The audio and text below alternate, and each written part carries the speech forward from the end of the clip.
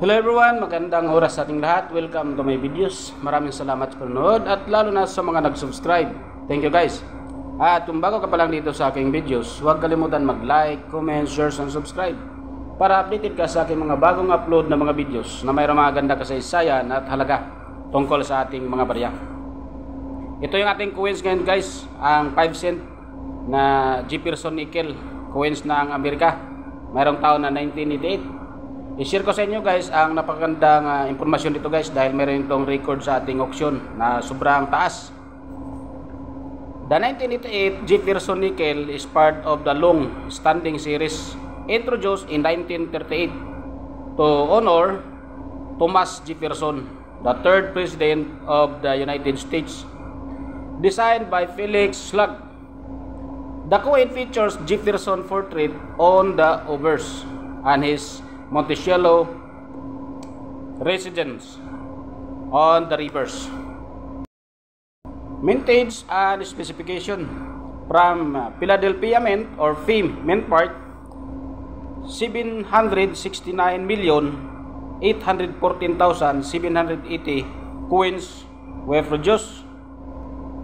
In Denver Mint Mark or D Mint Mark, 663,771,960 coins were produced, and in San Francisco or East Mint Mark, 3,262,948 coins were produced.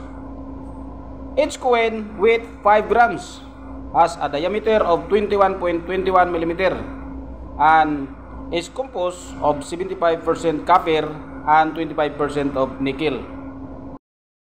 Value and collectability. In circulated condition, 1988 nickels typically hold their face value of 5 cents.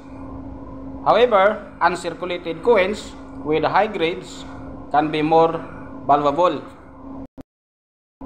1988 payment mark nickel uncirculated examples range from 1 to 60 US dollars. Coins with false tips designations, identification or identicating a sharply struck Monticello can command higher prices. 1988 Diamond Mark nickel uncirculated examples range from 1 to 250 US dollars. False tips specimens are particularly sought after by collectors. 1988 is Mint Mark or Froth nickels. Froth coins, especially those with a deep cameo contrast, can be valued between 3 to 70 US dollars. False tip designation is crucial for collectors, referring to coins where the tips on the Monticello are fully visible and uninterrupted. Such coins are scarcer and those more valuable. While 1988 nickels are generally common, those in exceptional condition or with false tips are prized in the numismatic community. Collectors often seek these high-grade examples to enhance their collections. 1988 payment mark or from Philadelphia Mint Mark, 5 cents PCGS grid MS69 with number PCGS number 4120, regular strike. Auction record August 29, 2021. Sold for 3,450 US dollars.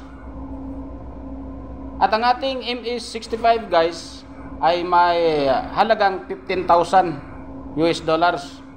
At yan ay tinatawag na special mint set at hindi nag-circulate to general and public.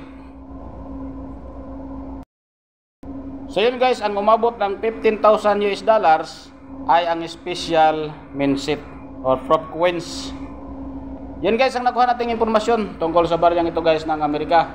Maraming salamat guys sa panonood at God bless sa ating lahat.